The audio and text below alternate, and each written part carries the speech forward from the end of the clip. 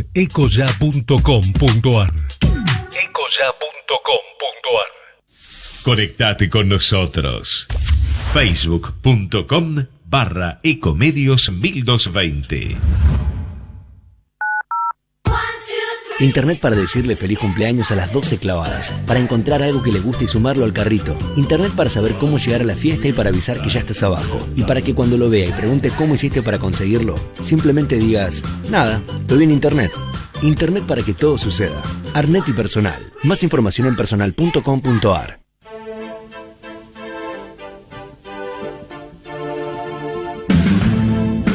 Al derecho y al revés. Las dos caras de la realidad. El yin y el yang de los temas actuales.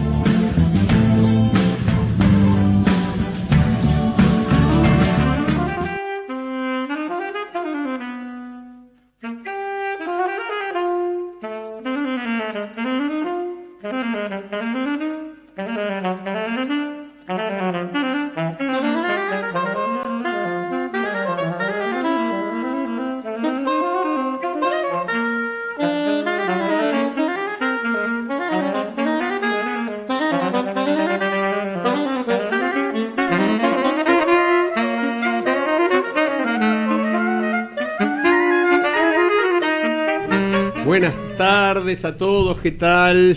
Al derecho y al revés, programa número 11 por Ecomedios AM 1220 y con Alfredo Popritkin, Eduardo Fabián Dubois, Alberto Buceto, Enrique Schiarsky, la producción de Federico Politi, el operador Gerardo Subirana, el que habla Alejandro Drukarov.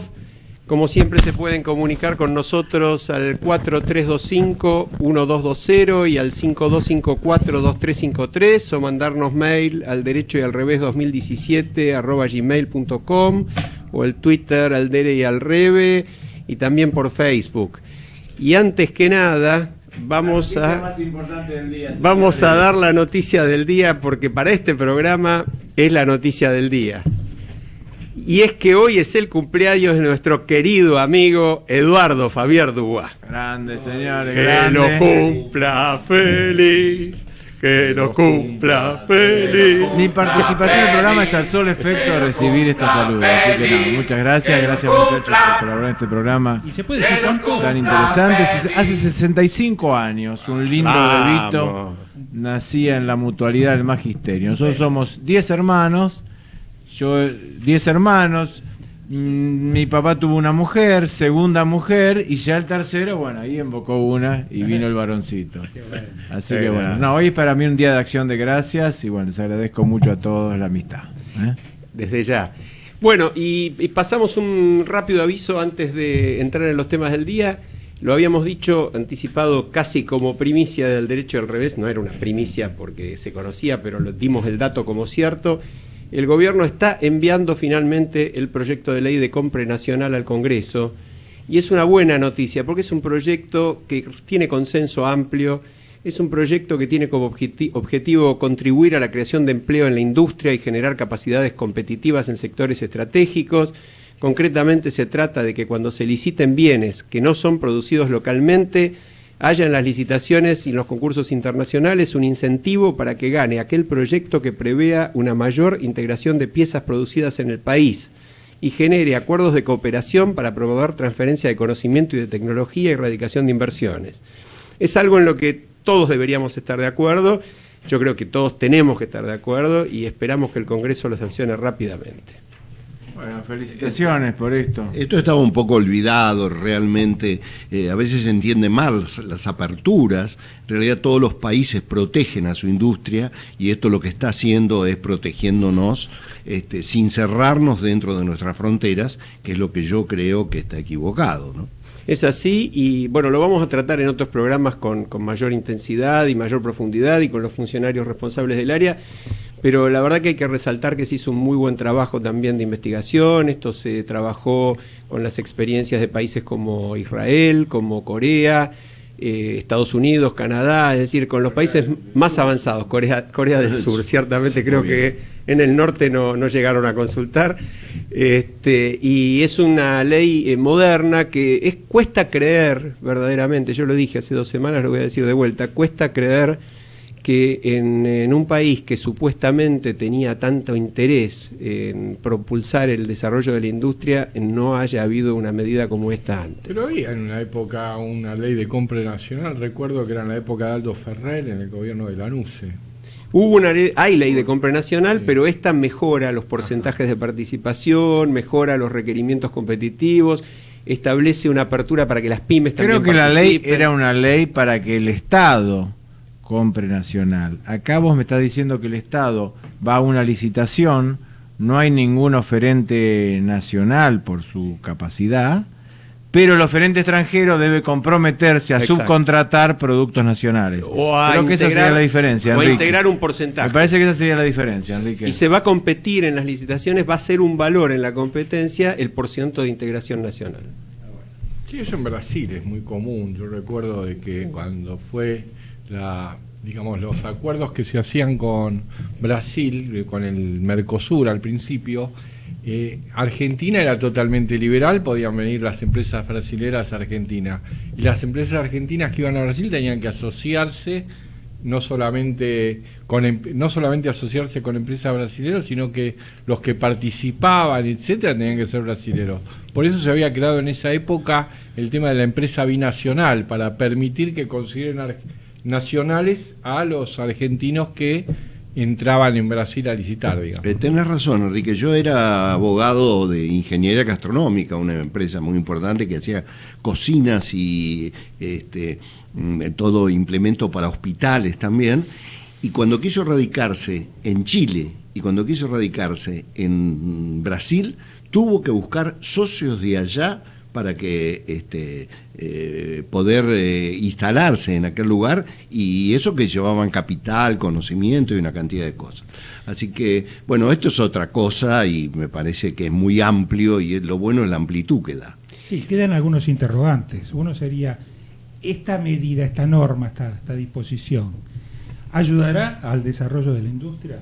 Primera pregunta, ¿no? Segundo, ¿no habrá alguna consecuencia? Y estamos viendo el revés de la cosa, perdón Alejandro. Pero ¿no? así está bien. ¿No tendrá algún tipo de consecuencia que tenga que ver con el cierre o el acceso a la dificultad, como lo tuvieron ustedes cuando se quisieron instalar en Chile, sí, o en Brasil? Si es a la inversa, si viene un extranjero a la Argentina, estas dificultades no cercenan posibilidades, no hace la posibilidad de decaer el interés de invertir. Yo creo que la pregunta es muy buena, Alfredo, pero te doy la respuesta desde el derecho, digamos. No porque lo mío sea más jurídico que lo tuyo, sino porque vos la planteabas desde el revés. Realmente los países que han desarrollado su industria, las grandes experiencias industriales, los más avanzados, Israel es un muy buen modelo, Corea del Sur también, se han basado en normativas parecidas, porque el tema es que invierta el que quiera, pero que deje en el país. Claro. Y sobre todo que deje know-how, que deje tecnología, que deje transferencia de tecnología y conocimiento.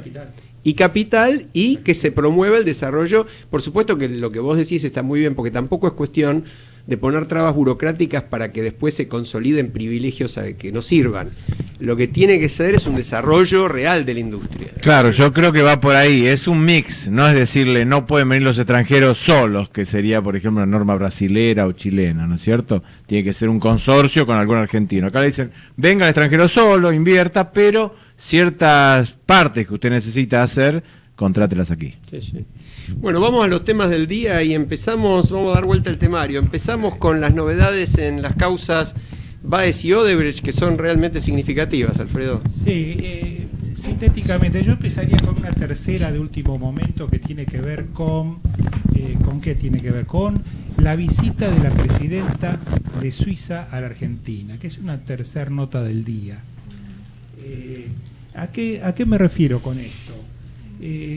Hoy estuvo reunida con el presidente Mauricio Macri, la presidenta de Suiza. Es la primera vez que un presidente de ese país viene oficialmente a visitar la Argentina, y vino no sola, vino con un grupo de algo así como 30 empresarios fuertes de aquel país, por supuesto por cuestiones de negocios. Ahora, como lo anunciamos o adelantamos la semana pasada, como medida previa antes de venir a la Argentina, se liberó información desde Suiza que tiene que ver con la famosa causa, y ahí viene el vínculo con lo que anunciaba Alejandro, la causa del lavado de dinero CAE, y específicamente con las cuentas que allí en Suiza tienen radicadas toda la familia Báez, Lázaro y todos sus hijos, en más de una cuenta que hay allí en Suiza.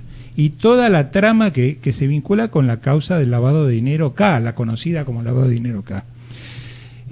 Por supuesto que es auspicioso que de pronto se abra la información que hasta ahora no se había podido acceder por distintas razones. Hace unos cuantos años, yo diría 3 o 4 años, que se está intentando conseguir esa información y ahora de pronto aparece, y esperemos que de acá en más en las demás causas que están tramitando esto se acelere y se haga más dinámico para que se puedan investigar a fondo las cuestiones que tengan que ver con lavado de dinero, gente que radica sus fondos no lícitos en el exterior y en este caso puntualmente allí en Suiza. Así que bienvenida en los dos aspectos, en el económico y bienvenida también en el tema... Fíjate que también Suiza, contra lo que uno piensa, no está basada en el dinero negro que ellos guardan. Los financieros apenas un 35% de su producto.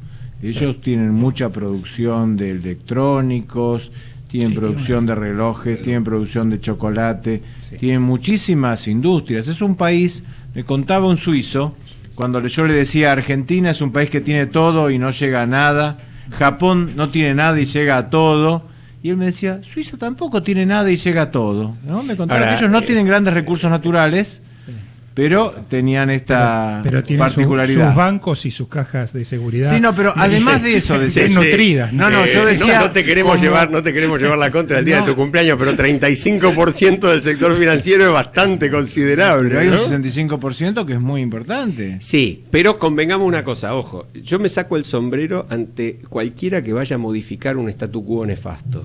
Suiza ha sido un símbolo del ocultamiento y del refugio de capitales de origen ilegal, incluso mafioso y grave. Que durante muchos años negó información al mundo, tal cual, digamos, justamente preservando el tema del secreto bancario. Pero me alegro enormemente de que empiece a dejar de hacerlo, y hace tiempo que empieza a dejar de hacerlo. De hecho, los bancos suizos han pagado enormes multas en los Estados Unidos por negar información, y Suiza está dejando de ser, o ya ha dejado de ser, un paraíso fiscal. Eso es una buena noticia para el mundo. Bueno, y la otra noticia del día, que vamos a denunciarla simplemente, es que un tribunal de Nueva York, un juez de Nueva York, condenó este lunes pasado a la constructora Odebrecht, la constructora radicada en Brasil, pero extendida a muchísimos países de todo el mundo, o por lo menos de América seguro, y de otros países también, a pagar una multa de nada más ni nada menos que $2.600 millones por el escándalo de los sobornos a funcionarios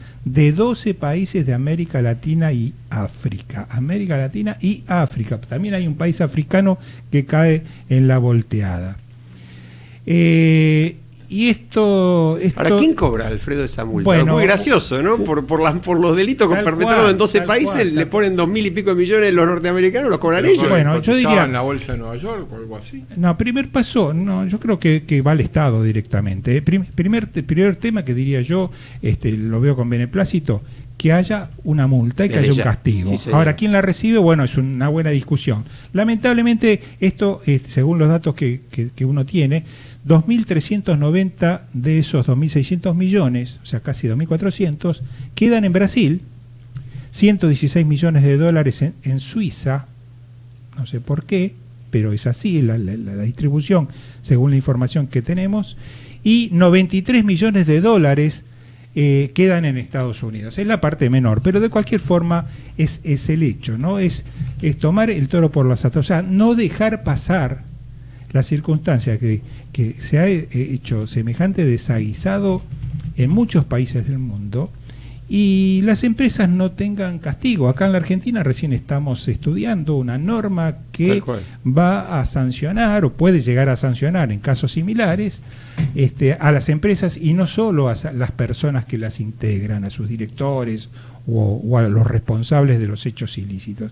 Así que bueno, en ese aspecto, digamos, es una noticia, una novedad que tiene, por supuesto, mucha relación con lo que venimos contando del Lavallato, la visita del juez Moro, y unas consecuencias que seguramente habrá también en la Argentina por estas mismas secuencia o saga de toda esta historia que tiene sus extensiones en Argentina, donde se habla que se recibieron coimas o sobornos sin duda. Por algo así de 35 millones de dólares sería lo que estaría probado. Y en donde habría algunos ministros seriamente involucrados. Sí. Así que bueno. ¿Por qué no nos comentás también? Porque hubo en estos días una decisión de acusación por parte del tribunal. Cuando estuvimos tanto vos y yo escuchándolo a Sergio Moro, explicaba uno de los temas, y es que la Corte Suprema ya tiene competencia originaria para juzgar a funcionarios de determinado nivel, y uno de los jueces de la Suprema Corte hizo esta semana una acusación. Sí, ese es un tema complejo porque el sistema judicial para este tipo de procesos por corrupción en Brasil en particular no es similar o no es igual al sistema procesal que tenemos acá en la Argentina, pero en ciertos casos, cuando los funcionarios están en actividad, están en funciones, es competencia directa, en los casos de corrupción, lo que sería la Corte Suprema de Justicia, o el equivalente a la Corte Suprema de Justicia nuestra, pero de allí de Brasil. Por lo tanto, esta Corte tomó intervención y decidió someter a juzgamiento a, si no me equivoco, 5 funcionarios del Ejecutivo del Ejecutivo actual, de Temer, ¿no? Uno de ellos es nada más ni nada menos que el jefe de gabinete, sí, y otro ministro más de mucha cercanía, mucha proximidad. O sea que nuevamente vienen a la carga la justicia brasilera contra sus propios funcionarios, dando continuidad a esta limpieza que están haciendo a través del gran caso Lava-Jato, conocido como Lava-Jato, que todavía tiene mucho para decir y para dar que hablar prácticamente, yo diría, a todo el mundo, porque esto no tiene punto de comparación. También. Ahora esto no. Si quisiera aplicar en la Argentina esto de que la Corte Suprema, digamos, juzgue, sería imposible porque contradiría el tema del doble proceso. No, ahí hay una competencia originaria. Claro. Es casi un fuero privilegiado, que el propio Sergio Moro decía que estaba muy cuestionado por los juristas, porque en rigor de verdad pero es no bastante podían absurdo. Apelar, porque y más no que la Corte no habría dónde apelarlo. Es cierto. Sí. Ahora, están incluidos no solamente, como dijo bien Alfredo, 5 miembros actuales del gabinete de Temer, sino los 5 presidentes de la democracia últimos. Está Fernando Enrique Cardoso, Dilma Rousseff, Lula da Silva, todos están incluidos, más creo que 20 y tantos diputados y 30 y tantos senadores o algo por el estilo. Algo ¿no? que se cuestiona es que desde el inicio mismo de la democracia o retorno a la democracia en Brasil, ya los primeros presidentes habrían incurrido, lo decimos en potencial porque todavía esto no avanzó demasiado, pero habrían incurrido en hechos de corrupción. Más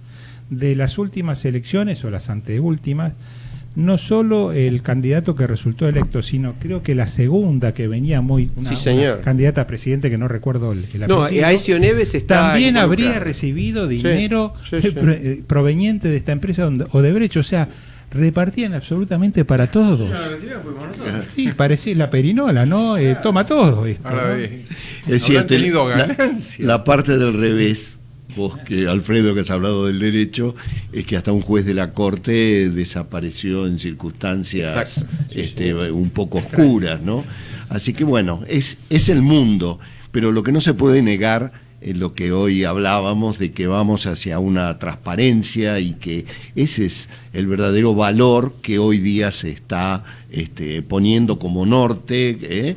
La justicia es todo, pero en definitiva, concretándolo, la transparencia parece ser hacia lo que estamos yendo con el actuar de las Cortes y las leyes que se están dictando en los países. Y me das el pie justo, porque justamente se presenta el proyecto de ley de gestión de intereses, es decir, una fórmula para regular el lobby en la Argentina. Va al Congreso. Es una iniciativa que después de 9 meses de reuniones encabezadas por el secretario de Asuntos Políticos e Institucionales, por Adrián Pérez, se eleva este proyecto que tiende a regular la actividad y publicidad de la gestión de los intereses ante los diferentes organismos del Estado. Dicho en 2 palabras, esto es, todo el que haga lobby a partir de ahora, que es el llamado gestor de intereses, y se va a vincular con los funcionarios de los 3 poderes del Estado, ahora lo vamos a aclarar mejor, que son los sujetos obligados, esas reuniones, esos contactos van a tener que ser públicos. Como decía Adalberto, es la transparencia. Y no solamente van a tener que ser públicos en cuanto a registrarse con quién se reúne cada uno, por qué motivo, y incluso aportar una síntesis de lo que se trató en la reunión, sino que además, si un funcionario recibe a alguien involucrado o interesado en un asunto, tiene la obligación de recibir a las demás partes interesadas. Esto se va a aplicar en el Poder Ejecutivo, en el Poder Legislativo, incluso en el Poder Judicial. Así dice el proyecto, y esto plantea todavía muchas discusiones que se van a dar en el Congreso, pero sería bueno que cada uno de nosotros diga qué opina del lobby y qué opina, digamos, de los beneficios y de los perjuicios que genera el lobby. ¿Qué planteo? A ver, definamos el lobby como no el que hace el lobby por una causa propia, que tiene un problema y va a verlo, sino el lobby como ese intermediario profesional que mueve hilos, que conoce gente en el poder, que está muy vinculado y se lo busca y incluso se lo remunera para una gestión. Creo que esa sería la idea más estricta del lobby. En sentido amplio, toda gestión, bueno, es un lobby, ¿no? Pero creo que apunta más a estos señores que tienen influencias, que tienen poder, que se los contrata. Va a las dos cosas, sin duda, pero creo que esto es importante como concepto. Y en segundo lugar, me parece que sería muy importante, porque lo hablamos antes, el tema de la transparencia, creo que en la posmodernidad es un valor fundamental de democratización, de limpieza de las cosas, y que todos sepamos lo que pasa. Cuando todos sepamos lo que pasa, podemos tomar decisiones sobre si está bien o está mal, y sobre si nuestros gobernantes son o no confiables. Sí, una pregunta, a ver, las cámaras profesionales, las cámaras de la construcción, las cámaras de los yerbateros, ¿no se hicieron para que se trabajara en un lobby organizado? Sí, ¿No es esa la razón? Claro, esto no está en contra de la transparencia, porque no, anoten cuando van. Claro, no Tal está cual, en contra, sí, pero digo, yo lobby creo... siempre existió el que al monarca le decía al oído algo, cierto o no, y entonces el monarca tomaba la decisión.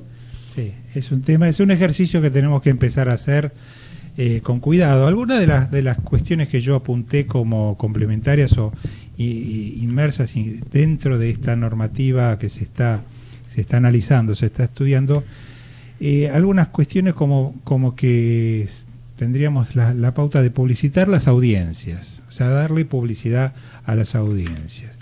Los objetivos, como se dijo recién, son la integridad y la transparencia, serían un poco los objetivos de fondo. La transparencia y la integridad, ambas cuestiones. Tratar de aproximarnos a cierta igualdad de trato. Sí, señor. Creo que esto lo menciona la norma, o por lo menos el espíritu de la norma. Eliminar las reuniones secretas. Esto es un aspecto, hasta una consecuencia directa básica, pero bueno, está bien refrescarla. Y llevar un registro de audiencias. Este es un tema, creo que se discutió al final, no sé si quedó o no plasmado. Registro sí. Registro de audiencias, sí. ¿No es cierto? Para que, bueno, para saber si uno necesita de alguna manera recomponer la historia hacia atrás o conocer el día a día, porque esto se supongo que si hay que registrar las audiencias hay que publicarlas en algún, por ejemplo, un sitio web donde el funcionario o la persona que otorga las audiencias tiene que ir llevándolo más o menos actualizado para que la contraparte en esos intereses que están en discusión se entere, esté en conocimiento, ¿no? Y él pueda ejercer su derecho a participar. Hoy los visitados por Obedreche están con problemas por eso, ¿no? Claro, exacto. Ahora, el artículo que salió en La Nación sobre este tema decían que se descartó in limine de entrada la propuesta de matricular a los lobistas. Sí. ¿Y qué opinan del tema? Yo creo que el registro de los lobistas es una buena iniciativa. De hecho, creo que en los Estados Unidos ese es el régimen. Para hacer lobby hay que estar inscripto. ¿Y qué tiene de malo? Porque, digamos, vamos a hablar fuera del texto del proyecto y lo que a cada uno de nosotros se le ocurre y a los oyentes seguramente también. ¿De qué me sirve que se registren las audiencias y después, en lugar de hacer la audiencia en el despacho del funcionario, la van a hacer en el bar de la esquina donde no se registra nada? Y es sensato el planteo, pero la clave es que a partir de ahora los contactos esos son los que quedan prohibidos, son los que quedan en la oscuridad. quien haga la reunión en un bar y lo descubran en el bar, cosa que tampoco es tan difícil de descubrir, va a tener que explicar qué hace en el bar. Porque si tenía una reunión con alguien interesado en algún proyecto que pasa por su ministerio, por su dirección, por su subsecretaría, tendría que haberse reunido tomando debida nota de la audiencia.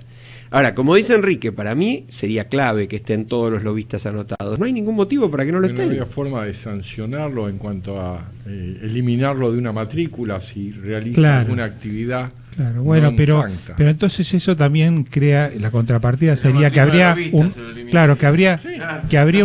una limitada cantidad de personas que podrían participar en estos lobbies, sería así, o cualquiera es lobista porque lo ejerce de hecho estas circunstancias. Carreras, yo creo que podríamos armar una carrera de lobista. En la que los 5 nos estamos inscribiendo. Por ejemplo, son profesionales. Está bien la inquietud. El registro debería decir todos los contadores y abogados. No, además se presumiría la onerosidad. Habría que ver la experiencia de otros ¿no? países, ¿no? Cómo viene. Sí, hay mucha experiencia. Yo creo que debe haber. Presumiría la onerosidad cuando está matriculado. Yo le voy a poner una nota de color desde el revés al asunto, porque en la misma nota que menciona Enrique, el presidente de DIRCOMS, que es una asociación que agrupa a 150 responsables de comunicaciones de las empresas más influyentes del país, que, acotemos, algo de lobby pueden entender, comenta: estamos de acuerdo con cualquier proyecto que promueva la transparencia, pero no con iniciativas que terminen burocratizando aún más nuestra actividad. Aquí sí que habría que hacer un largo silencio. Claro, la existencia de la burocracia. ¿Cuál sería la burocracia? Sería comprar un libro para llevar las registraciones de quien entra. Esa es la burocracia. Perdón, y si tenemos 2 minutos más, ya que tocamos el tema del lobby, no sé si ustedes vieron que está intentando el gobierno limitar los fueros de diputados y senadores. Es otra noticia interesante de estos días, ¿no? Aparentemente está tratando de avanzar con 2 cuestiones. Una es la de eliminar de la ley el párrafo de la 25320 que prohíbe ordenar el allanamiento del domicilio particular o las oficinas de los legisladores o la intercepción de su correspondencia o comunicaciones telefónicas sin la autorización de la Cámara. Y se menciona justamente que cuando quisieron hacerlo con el diputado debido, tardaron tanto para autorizarlo que cuando llegó el momento de autorizar, por supuesto, no había nada que interceptar ni que escuchar. Es un proyecto que Estoy totalmente en contra de ese proyecto porque es avasallar la autonomía de los diputados y senadores. Hoy el gobierno es bueno, los diputados son malos, vamos a allanarles. Mañana te viene Maduro a allanarte el Congreso. ¿Y vos qué dirías? No, para mí, perdón, estoy totalmente en contra, con todo respeto. Yo no dije que estuviera a favor, yo dije que el proyecto Pero tu tono de voz me pareció como exultante. No, exultante. Estoy exultante por tu cumpleaños solamente. El proyecto de ley, y porque te vas de viaje el viernes. Porque me voy de viaje el jueves. Creo que el proyecto de ley era permitir el allanamiento en determinadas cuestiones, no en todas las cuestiones. De cualquier manera, yo creo que acá va a pasar algo parecido al impuesto a las ganancias en el Poder Judicial. No lo van a votar nunca. Es muy factible, pero el proyecto está. O la ley de extinción de dominio. Impuesto a las ganancias en el Poder Judicial. La ley de extinción de dominio, aprovechemos, Alfredo, un nuevo llamado. Sí, como no, vamos a recordar que el Congreso, los legisladores están en deuda con la sociedad. Y alguien, no sé si me preguntó o acotó días pasados, ¿por qué razón no sale esta ley de extinción de dominio? Una pregunta un poco ingenua, pero válida. Y bueno, aquí habrá que interpretar por qué, pero mi interpretación es que quizás uno de los más directos afectados en el caso de salir esta ley, en ciertos casos, en ciertos delitos que tengan que ver, delitos originarios que tengan que ver con cuestiones de corrupción, quizás los primeros afectados son justamente la clase política, es decir, entre ellos los legisladores o los allegados a los legisladores que pertenecen a cada uno de los partidos que no han hecho un recorrido totalmente claro y transparente de su carrera política justamente, ¿no? Así que, bueno, no sale, la ley la verdad es que no sale, estamos molestos, estamos preocupados porque es muy necesaria, es la norma que nos faltaría como para darle cierta ejecutividad al combate indirectamente del narcotráfico, el combate de la corrupción, el combate de delitos graves como puede ser la trata de personas. Es decir, ir al dinero, ¿no? Como ir decimos al dinero. siempre. Esto es lo que permite, es lo que mueve estas actividades permite delictivas. quitarle rápidamente al criminal, al delincuente, al involucrado, los bienes y el dinero que obtuvo por mecanismos no válidos o mecanismos ilegales, ilícitos, y justamente si uno le quita lo que más aprecia el criminal, que es su dinero, su capital, bueno, la consecuencia es que seguramente los delitos van a disminuir. Bueno, y nos vamos a la pausa. Ecomedios.com AM1220. Estamos con vos. Estamos en vos. Una expo, todas las soluciones para crecer en un parque industrial. EPIVA, 17 y 18 de mayo en Parque Industrial, Ruta 6, Los Cardales, Exaltación de la Cruz. Invita LJ Ramos, Brokers Inmobiliarios. Descarga gratis de tu celular la aplicación Ecomedios. Podés escucharnos en vivo, informarte con las últimas noticias y entrevistas en audio y video. Búscala y bajate la aplicación Ecomedios. Podés vernos en vivo en ecohd.com.ar. ecohd.com.ar. Conectate con nosotros. Contestador 5-254-2353. Internet para decirle feliz cumpleaños a las 12 clavadas, para encontrar algo que le guste y sumarlo al carrito. Internet para saber cómo llegar a la fiesta y para avisar que ya estás abajo. Y para que cuando lo vea y pregunte cómo hiciste para conseguirlo, simplemente digas, nada, lo vi en Internet. Internet para que todo suceda. Arnet y Personal. Más información en personal.com.ar. Un equipo de columnistas que no son periodistas profesionales, sino ciudadanos con formación universitaria, vocación de verdad y compromiso social.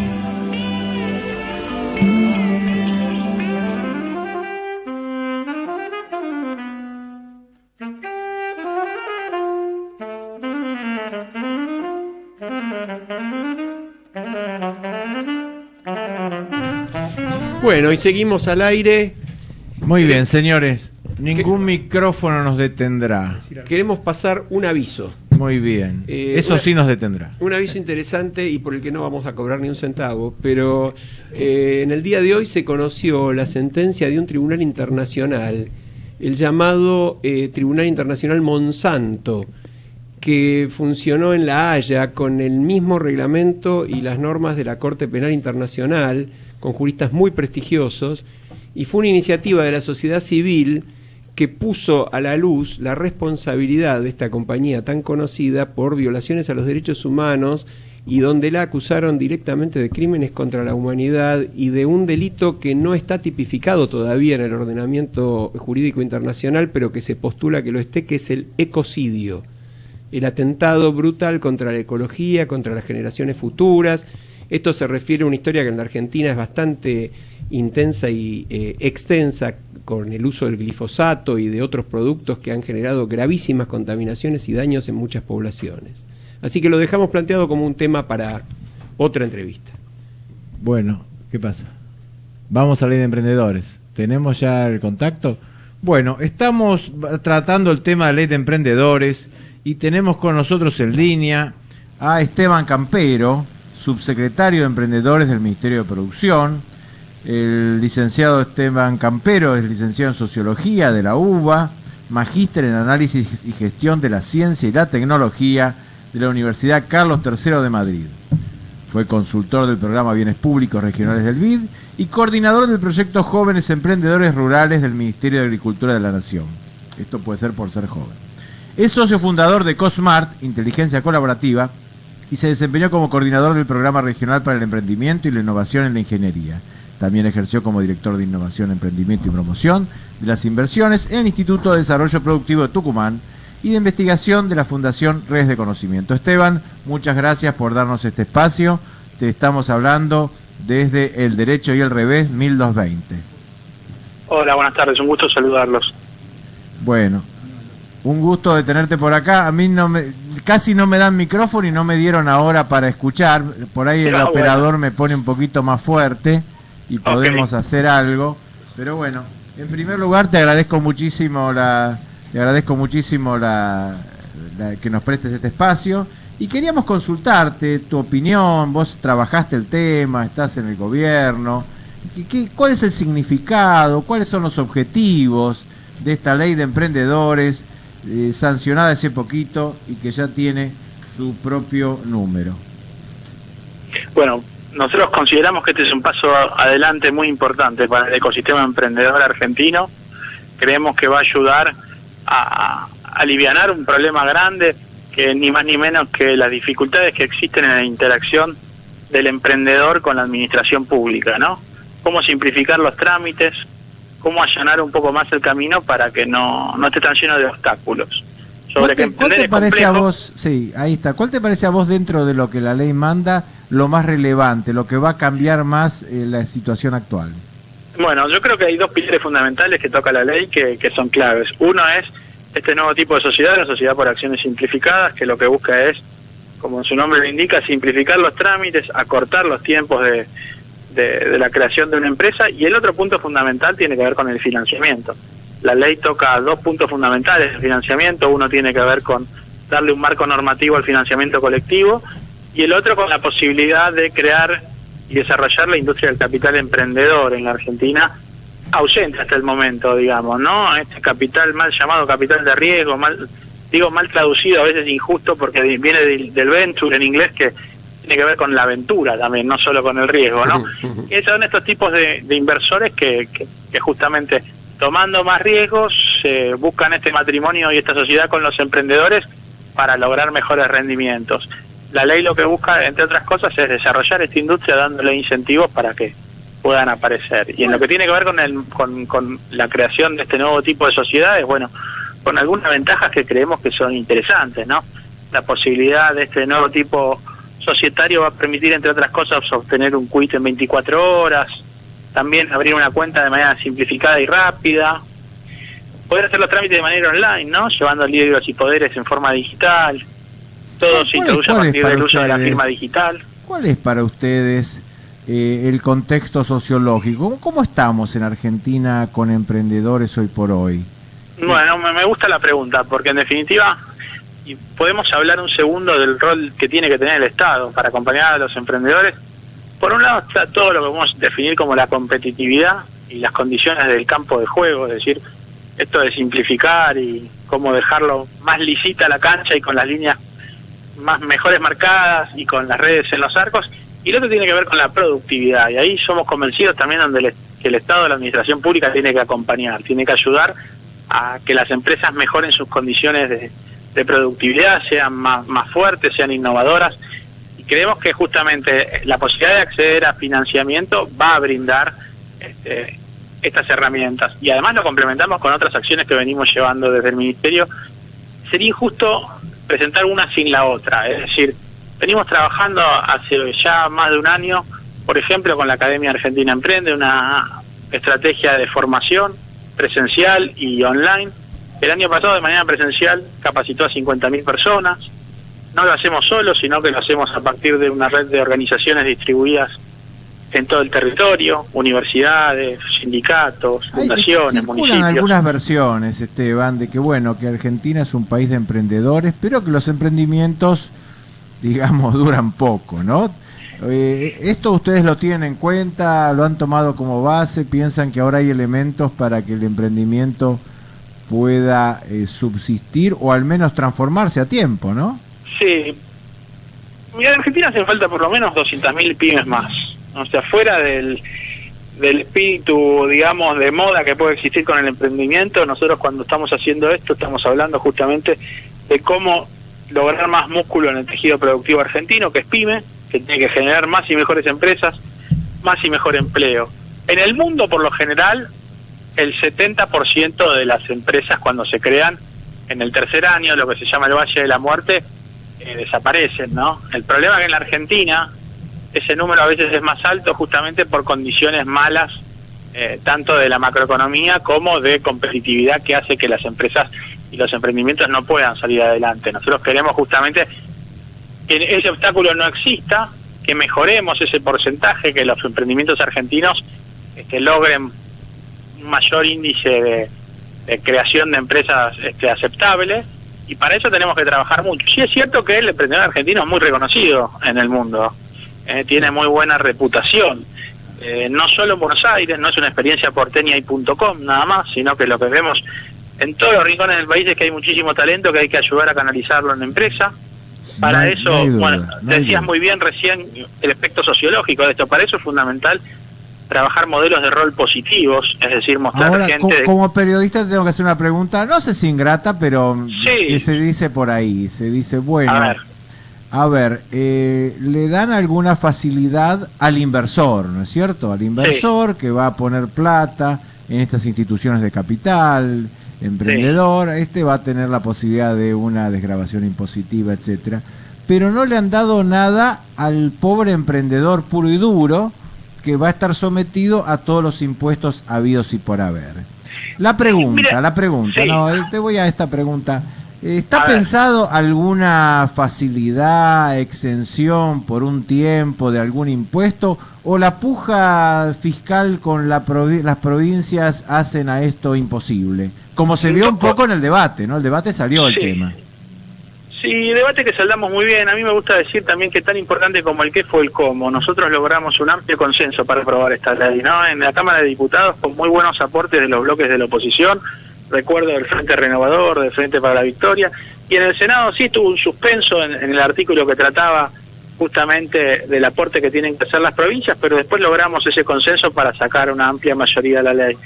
Dos cuestiones ahí. Una, que tiene que ver si nos queda pendiente algún incentivo fiscal para los emprendedores. La Argentina empieza a discutir una reforma integral desde el punto de vista impositivo y por eso no avanzamos en ese caso. Desde el punto de vista del financiamiento, nosotros estamos multiplicando por 3 los instrumentos de financiamiento para emprendedores. ¿Qué quiere decir esto? Nuestro programa Fondo Semilla es un préstamo de honor a tasa cero. Préstamo de honor quiere decir que devuelve quien puede. Ahí el emprendedor que le va mal, certificamos que no le fue bien y lo acompañamos en esa experiencia. Nuestra cultura latina suele ser muy dura con el fracaso, ¿no? Ahí lo acompañamos. Ahora, con el que le va bien somos absolutamente rigurosos. Bien. Buscamos la devolución de ese fondo para seguir reinvirtiendo en proyectos de argentinos.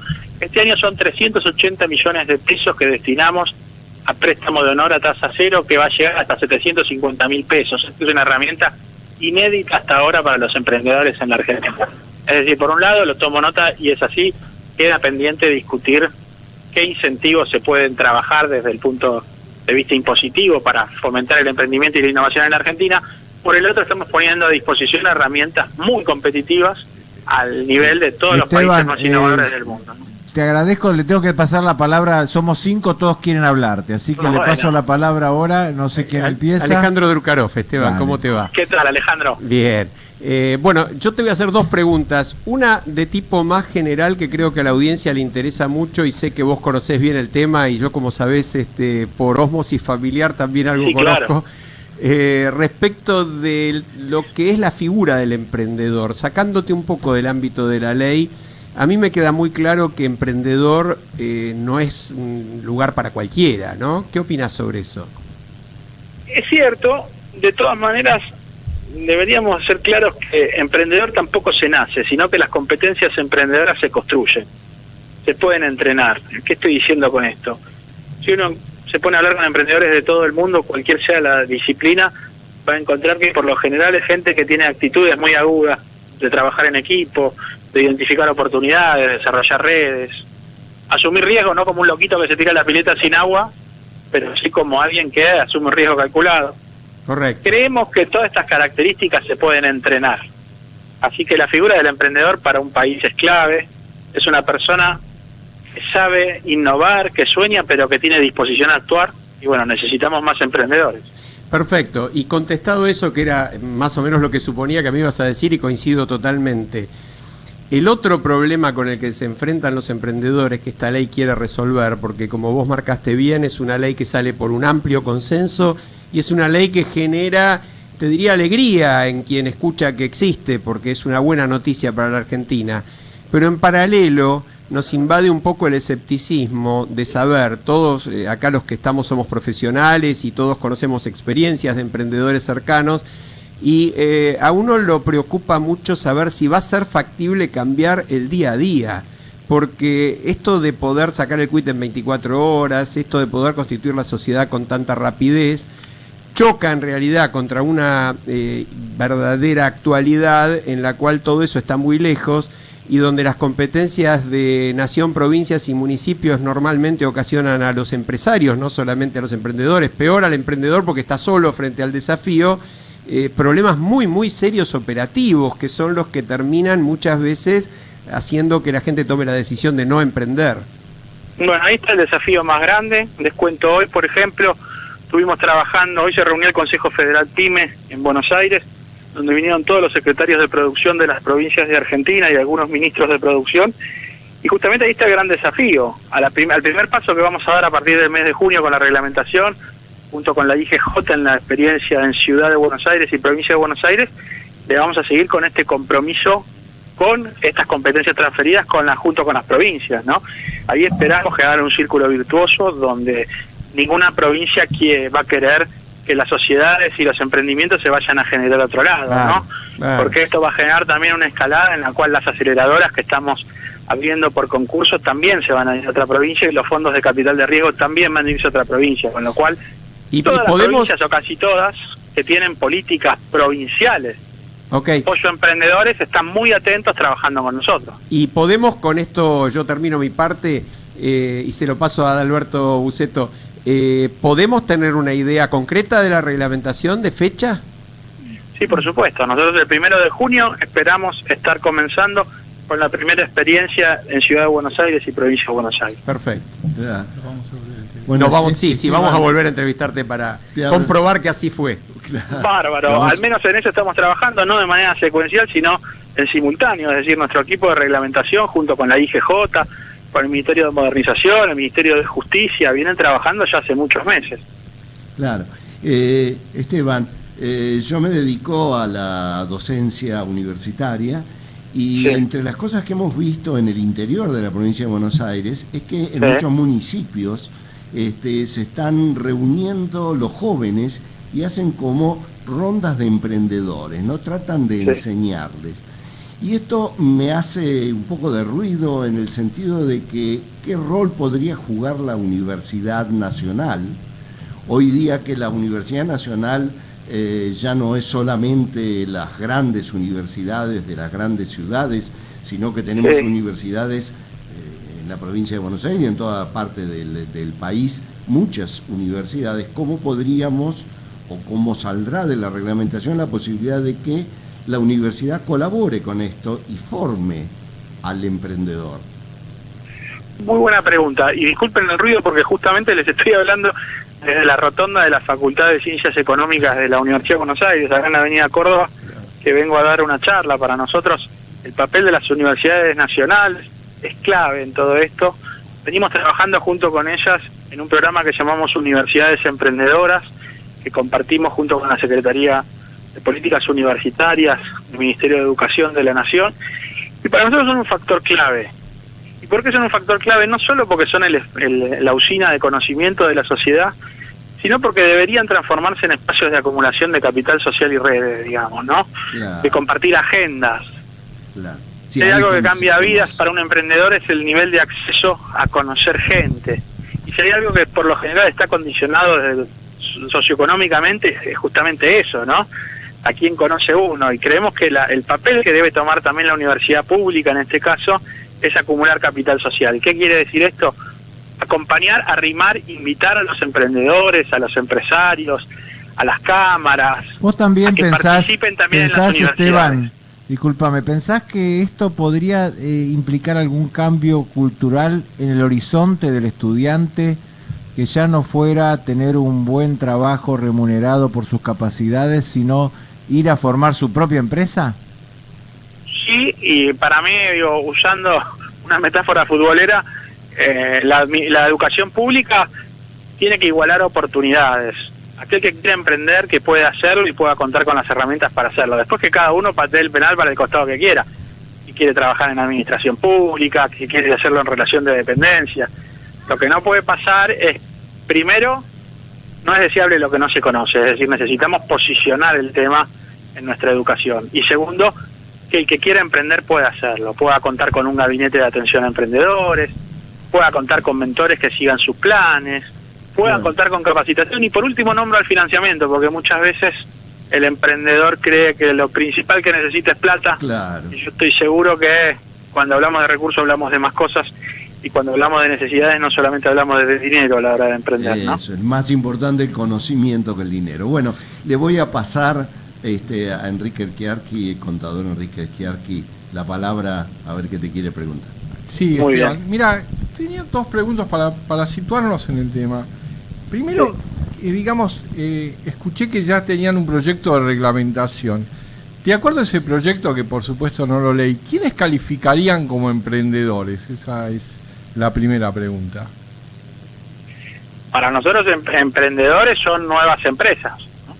Pero hay un tamaño de empresa, tiene que ser pymes, grandes, medianas. No, nosotros ahí no hablamos de tamaño de empresa, hablamos de la creación de nuevas empresas. ¿Te puedo complementar esa pregunta? Yo estoy pensando que debe haber tipos de emprendedores de acuerdo a la actividad, quizás.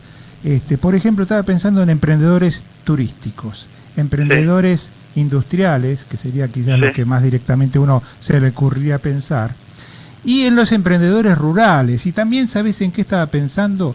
Pensando en las necesidades de las grandes empresas que por allí necesitan proveedores específicos de empresas de pequeño tamaño que podrían ser perfectamente cubiertas por emprendedores que quizás reciban cierto grado de capacitación, que sean proveedores, pero que reciban capacitación de esas empresas grandes o fabricantes, qué sé yo, de automotores o otro tipo de cosas, ¿no? O que asistan a grandes productores rurales o agropecuarias, etcétera, etcétera. ¿Cómo está esto pensado? Bueno, empiezo por la última, que está muy en boga en lo que es la innovación de hoy en día, ¿no? Cada vez más hay una conexión entre emprendedores y empresas más grandes para desarrollar lo que se llama innovación abierta. ¿Qué hablamos cuando hablamos de innovación abierta? Las grandes organizaciones ya no buscan sus soluciones dentro de su laboratorio, para llamarlo de alguna manera, sino que lo sacan afuera e invitan a resolver, ¿no? Invitan a emprendedores, invitan a pymes a pensar cómo innovar, cómo lograr una mejora en producto, en servicio o en proceso.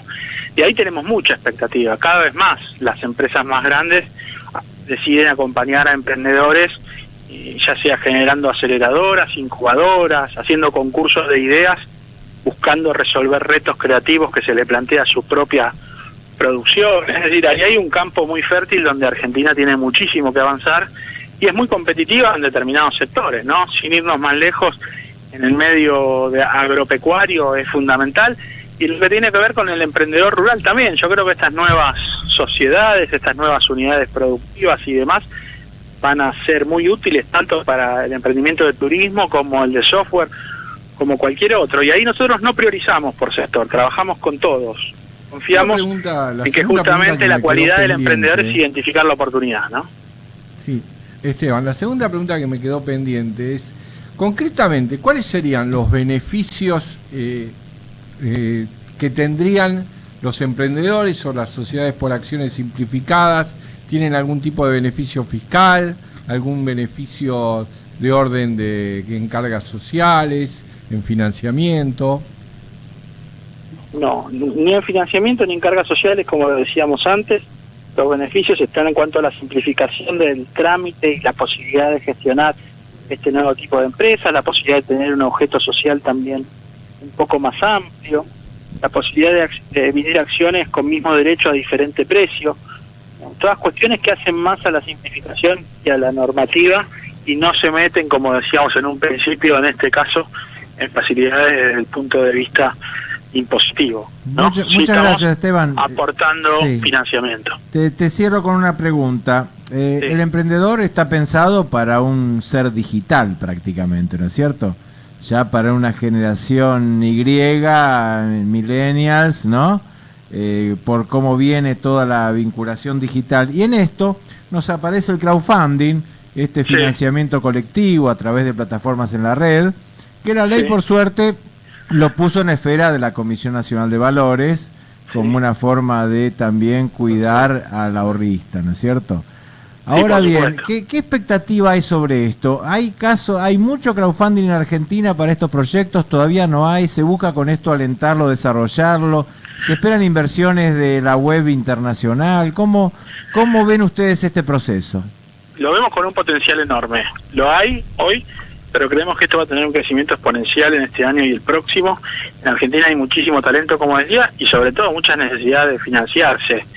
Acá también hay que crear la cultura del pequeño inversor que pueda acompañar al emprendedor. Muchas veces el emprendedor, si yo lo comparo con otros países de Sudamérica, el emprendedor argentino muchas veces se enamora mucho de su idea y le cuesta darse cuenta que esa idea, sin financiamiento o sin un socio que lo acompañe, no va a valer nada o va a tener caducidad muy rápida si no logra ponerla en marcha rápido. Con lo cual estas plataformas de financiamiento colectivo permiten justamente hacer realidad todos estos proyectos. Y una cuestión que decía al principio, si bien va dirigido a una generación digital y demás, nosotros no hacemos corte por edad. Y les quería comentar también un programa piloto que vamos a estar lanzando este año, que le llamamos Emprendedores Más 50. Ese nos viene muy bien a nosotros, Esteban. Claro. Al fin llegamos al punto. Que en realidad, siguiendo la tendencia de lo que está pasando en diferentes países del mundo, que hay mucha gente con mucho conocimiento, mucho talento, que está saliendo ya de su experiencia laboral en relación de dependencia o en el Estado y demás, y que el sistema emprendedor hasta ahora le autoimponía que tenían que ser como mentores, ¿no? Como senseis, y no le preguntábamos si querían emprender. Bueno, con el programa Más 50 queremos aprovechar todo ese conocimiento para ver si quiere emprender y acompañarlo y apoyarlo para que pueda hacerlo. Esto me encanta, es un broche de oro. Bueno, Esteban Campero, subsecretario de Emprendedores del Ministerio de Producción, muchísimas gracias y quizás volvamos a preguntarte algo más adelante. Te agradecemos mucho. Me encantaría, gracias a ustedes, que tengan buenas tardes. Muy amable, adiós. Bueno, realmente una entrevista interesante, ¿no? Nos abrió... Y es un tema que abre, son estos temas que abren y que no hay que dejarlos morir, como decís vos, que siga, que el cambio se pueda producir. Lo más difícil es cambiar a la gente. Sí, y ahí el concepto de cambio ciertamente no tiene un contenido partidario en tu planteo, un contenido estrictamente de lo que se puede construir para adelante, ¿no? Muchas pymes, miles de pymes, eso es lo que les digo, necesitamos. El 18 de mayo estamos haciendo una jornada en la facultad sobre estos temas. Alguien vamos a invitar del Ministerio de Producción, no sé si vendrá Esteban o vendrá Meyer o quién vendrá, pero realmente es un tema que nos interesa mucho. Sí, es un tema que necesitamos que trascienda y necesitamos que entusiasme, ¿no? La clave va a ser, creo yo, lo que le preguntamos y Esteban dijo que sí, que será el esfuerzo. Acá no se trata solamente de prometer que en 24 horas se puede sacar el cuito, constituir la sociedad, cosa que no va a ser tan fácil, sino que también se trata de que después terminemos con las trabas burocráticas, nación, provincia, municipio. Para mí el tiempo ese es lo de menos. El tiempo es todo lo demás, el financiamiento. Pero tiene una gran ventaja adicional esto, no precisas socio. Porque si te podés financiar a través de algún programa de crowdfunding o porque viene una sociedad de inversión y te pone, etcétera, no tenés el grave problema del socio y el conflicto de los dos socios entre el de la idea y el del capital. Acá no estaría. Y nosotros siempre tenemos el grave problema del tiempo, así que les mandamos un abrazo y hasta la semana que viene. Nos vamos. Adiós. Muchas gracias. Internet para decirle feliz cumpleaños a las 12 clavadas, para encontrar algo que le guste y sumarlo al carrito. Internet para saber cómo llegar a la fiesta y para avisar que ya estás abajo. Y para que cuando lo vea y pregunte cómo hiciste para conseguirlo, simplemente digas, nada, lo vi en Internet. Internet para que todo suceda. Arnet y Personal. Más información en personal.com.ar.